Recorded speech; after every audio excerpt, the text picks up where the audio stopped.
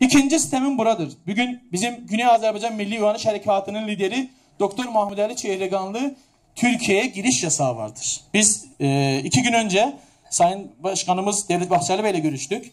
Cumhurbaşkanlığında görüştük. Bizim başkanın burada giriş yasağı var. Bir Türk devletinin, Türk ülkesine bir Türk liderinin giriş yasağı olmak bize ayıptır. Biz bunu, bizim milletimiz belki bugün bekliyoruz, devletimizin belki şartları bekliyoruz.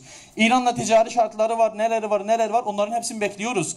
Ama ümidimiz başkanımızın Türkiye'ye gelmesidir. Neden ki o buraya gelirse Azerbaycan, Güney Azerbaycan daha büyük bir güç alacaktır. Bugün bölgede Türkiye'nin en büyük müttefiki Türk olarak Güney Azerbaycan'dır. Bugün milli şuurlar bölgede en büyük milli şuurlar Güney Azerbaycan'dadır. Bugün Güney Azerbaycan milleti, benim arkadaşlarım, benim büyüklerim hepsi şimdi hapistediler. İşkenceler olurlar. Gerçekten işkenceler olurlar. Belki size bir haber olarak geliyor. Arkadaş hapse giriyor, çıkınca çocuğunun 5 yaşı var 5 yıldan sonra. Bunlar hepsi Türkçülükten dolayıdır. Çilesini çekmişiz, çekeceğiz. İnandığımız yoldur. Ama bunu da istiyoruz ki biz artık Türkiye bize daha çok, sağ olsun MHP'ni yine diyorum sağ olsun. Ülke ocaklarında sağ olsun. Biz gerçekten bu İstanbul'da son 5 yılda biz çok ileride adımlar attık. Çok milletimizin sesi olduk. Bugün Halit Başkan'dan, Deniz Başkan, Ahmet Başkan, bunlar hepsi bize çok yardımcı oldular.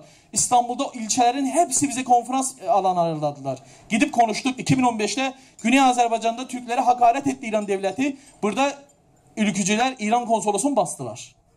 Bizi sahipsiz olmadığımızı gösterdiler. Bizim büyük bir abimizin olduğunu gösterdiler. İran hayatta bunu biliyor musunuz? Şimdi o hakaretten sonra hayatta tarihte görünmeyen İran Bakanı çıkıp televizyonda biz tüm Türklerden özür diliyoruz dediler.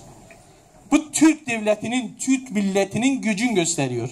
Hala bazıları bizde İran Türkü demekler, Azeri demekler, neleri kastediyorlar hiç bilmiyorum. Ama biz bunu başarmışız. Biz 35 milyon Türk'üz. Özbeüz Türk'üz. Ve bölgenin şartlarını siz de belirleyemezsiniz, biz de belirleyemeliyiz. Bu şartların gidişatı bellidir. Türkiye, Güney Azerbaycan'a sahip çıkmalıdır. Türkiye, Güney Azerbaycan milletinin yanında olmalıdır. Neden ki bugün biz Talafer gibi, biz Kerkük gibi geç kalmamalıyız. Biz bugün Irak'ta geç kaldık, Suriye'de geç kaldık, Güney Azerbaycan'da geç kalmamalıyız. 35 milyon Türkiye sahip çıkıp ve beraber bir yolda ilerlemeliyiz.